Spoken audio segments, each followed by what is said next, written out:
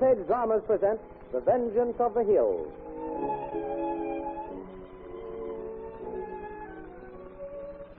This week's front page drama, The Vengeance of the Hills, is a radio dramatization of one in a series of true historical incidents to be found in The Romance of Geraldine, Half-American Cinderella Queen, which is now appearing serially in the American Weekly, a magazine with the greatest circulation in the world, which comes to you each week with your Hearst Sunday newspaper.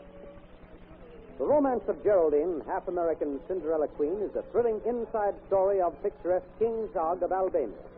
His long search for love, romance, and marriage, which finally ended when he found the beautiful but impoverished Countess Geraldine Epagne, whose mother was an American heiress.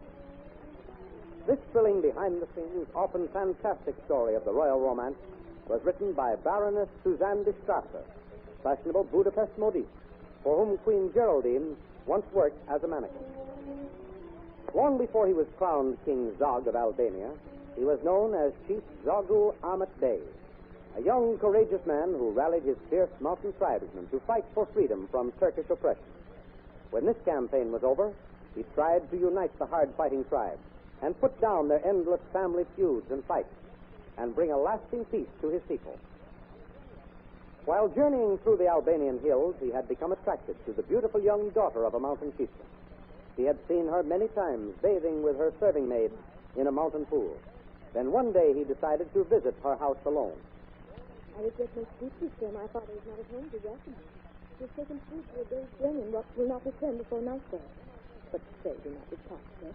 I will do the honor my father said. I bid you rest, sir. See, I've placed your bench before the fire. It is with sincere thanks I accept your great hospitality. The day has been cold and the journey long. I'm weary and in need of food and rest. Enter then the house of my ancestors, the Zagrudis. Even now our housekeeper prepares the food to appease your hunger. And what is your name, fair daughter of the house of Zagrudi? My father's only child, alas. I am called Maria. Pray let me take your great coat, bandoliers, and burdens of travel, that you may rest before the fire while I prepare your food for the feast. Your father is indeed most blessed with such a fair and charming daughter, Maria.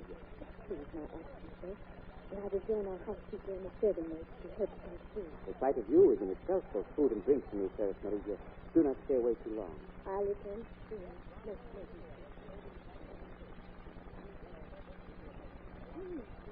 I know this street is strong and handsome. Do you remember ever seeing him before? No. Not that I remember, and my years are many in these hills. But I do not hold in your custom of becoming so familiar. It is not the honored custom. You must remain in the shadows until after the meal is served and the stranger is eaten.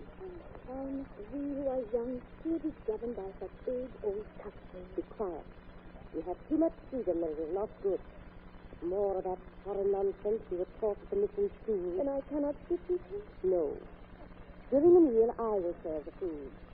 You must be alone. But you may serve the coffee. Only then may you remain. But remember the manners of your people. You must ask no questions of the guest. Very well, sir. I will remember. Have you placed the saucer and placed everything ready? No. I will do that at once. Go then. We are ready to serve the guest. Truly, Maria, that was a feast worthy of a king. And I trust I was ready to. Verily you were. And may you always be.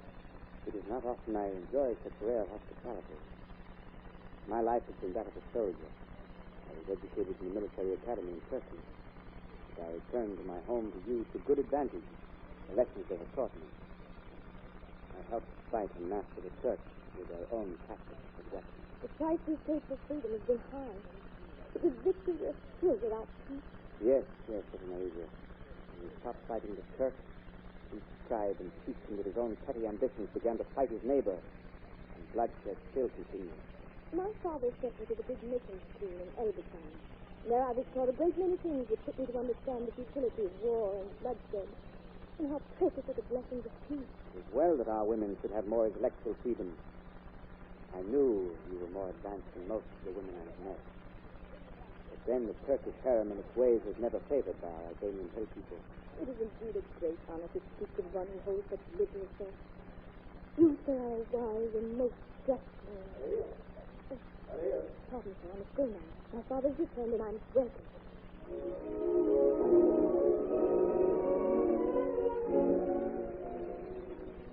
Maria welcomed her father, brought him to the stranger before the fire, and old Chief Zigidi sat down and drank coffee with him. He did not ask his name, for that in the hill country would have been gross discourtesy.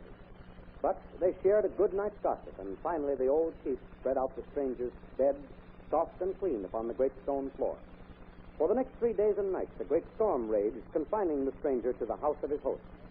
Zog the stranger and Maria became fast friends and held a deep admiration for each other. As for the old chief, he was charmed with the young man. On the morning of the 4th day, the weather cleared, and the wind has died, and the rain clouds have vanished, so I must go now, Chief Zigidi.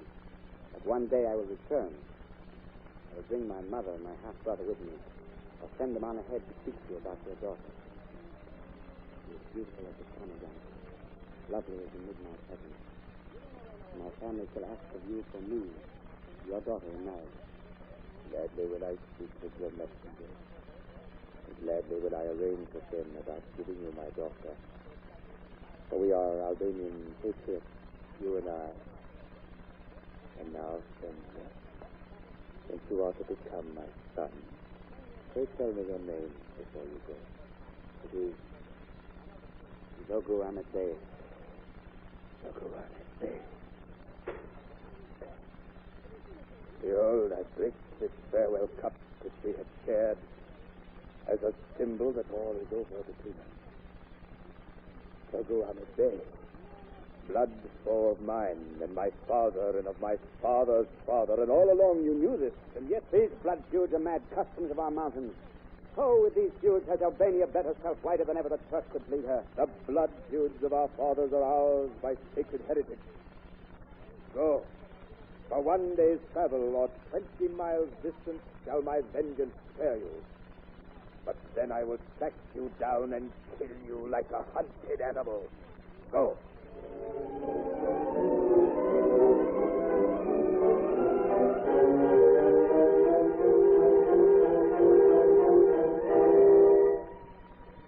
You must proceed with great caution, good friend. For the old chief has the cunning of a fox. And if he were to discover your mission, it means instant death. Never fear, Zogu. You will not see me or even hear of my coming. Wait in hiding near the mountain pool until the girl and her servant maid approach. When they reach the pathway near the path, you call to her. Tell her I will meet her there at the same hour tomorrow if you meet her today. Very well, good friend. It shall be done. While I am gone, stay close to the cave. Remember, these hills are alive with our enemies now. And if anything happens to you, our whole fight for a strong, united nation will be lost. Do not worry, Ahmed. I shall remain in hiding until your return. Then, after I have seen my beloved tomorrow, we will make plans to rally our forces for one great battle and victory. Goodbye, good friend. Good speed.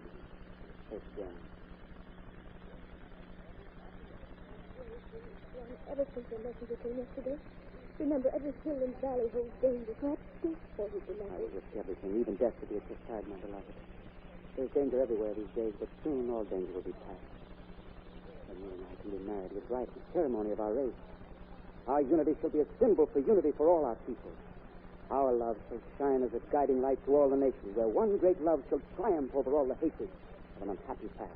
I love you dearly, and hunger for the sight of you every hour you're away. But you must not risk the journey. Be not afraid, my beloved. Nothing can happen to sever this great love. Oh, but my heart, I am afraid. My father takes these feuds so seriously. He sent me to have a modern education, yet he's not modern. All the old superstitions, hatred, jealousies, all seem real to him. Very well, beloved. I will be careful. Just be patient, faithful, and do not worry. Soon I will find a way to our everlasting happiness. Be careful, my beloved. For if ever my father found out we see each other, his sighing as it is, I tremble sometimes. It goes about much and strange old. And there is much mysterious coming and going in our mountains these days. I will go now, beloved. In 2 days I will return at this same hour. Until then, goodbye, beloved. Farewell, dear friend. Take care, and return to me again on the 2nd day.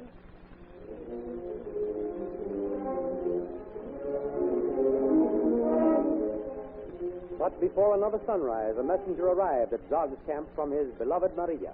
It was a warning to flee for his life. Her father and his followers, learning of his hiding place, were going to surround it and kill Zog and his followers. Zog fled, but with his magnetic personality and iron will, he soon raised an army. And without scarcely firing a shot, captured the capital, Tirana, and took over the government. Immediately after the unrest was settled and he was able to leave, Zog sent messengers into the country of old Chief Zigidi. Go, good friend, once more as a messenger of love for me. Seek out my beloved. Tell her I come with all speed. Say this from me. Meet me at our pool. I have returned here victorious. I come to make peace with your father. Somehow I'll persuade him, and all will be well. Go, good friend, and hurry. Never fear, noble leader. Never has a messenger in all history gone upon such a happy mission. I will speed through the passes with the speed of an eagle. And I will follow at your very heels.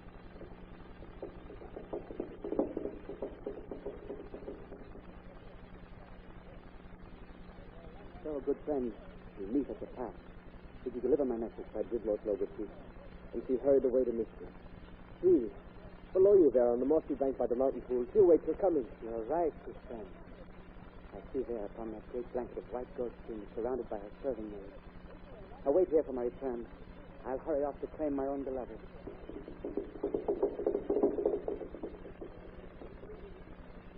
What is the meaning of this? Kneel not and weep. Stand up that I may greet my beloved. This is the time for rejoicing. Your lady becomes my wife. What's this? It's Elisha Square. That night there. Has there been murder? What message is this?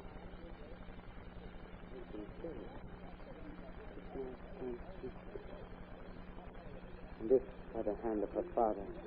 Why, oh, why should it resort to such bloody vengeance? His words written in face on her breast. You have come to claim her, Zagu Amatbey. Well, here she is.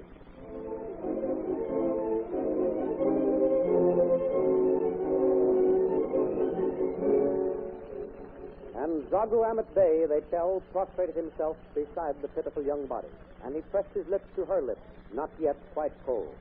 Finally, he arose and went back to his conquest, for he had work to do for his country. He who in his middle 20s was its ablest general and statesman. Before he went down to Tirana, he ordered a toll of blood taken from the terrible old Zigidi. The inexorable patriarch was already on his way, with his hate and his misery, to exile in Serbia.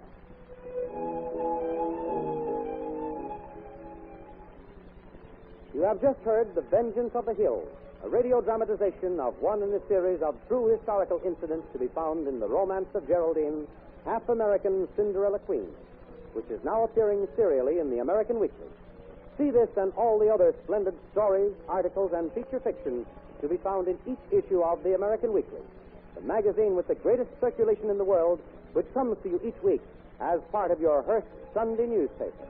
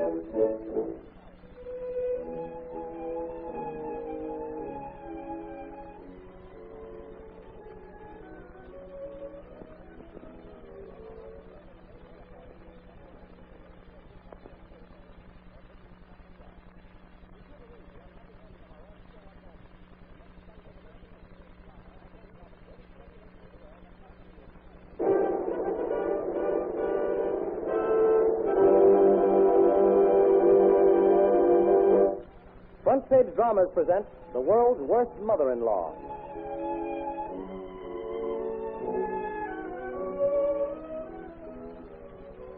This week's Front Page drama, The World's Worst Mother-in-Law, is a dramatization of a feature article of historical interest entitled Looking for the Bones of the World's Worst Mother-in-Law. This unusually interesting article appears in next Sunday's issue of the American Weekly, the magazine with the greatest circulation in the world, which comes to you each week with your Hearst Sunday newspaper.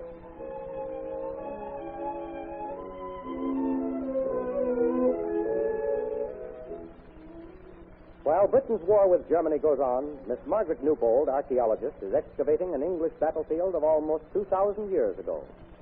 Under the dust of 20 centuries, she hopes to find the remains of Cartimandua, England's faithless queen, and the world's worst mother-in-law who betrayed her son-in-law, the heroic chieftain Caractacus, to the Romans. Remorse overcame the evil queen on her deathbed, and she asked to be buried on the site where her brave son-in-law fought his last battle. It is the story of Queen Cartimandua, her ambition and her treachery that will unfold in this front-page drama. Queen Cartimandua was every inch a queen, a tall, stately blonde that made the short, swarthy Roman conquerors gape in awe. She was queen of the Brigantes, and instead of opposing, she made peace with the Romans under Ostorius, the Roman governor of Britain.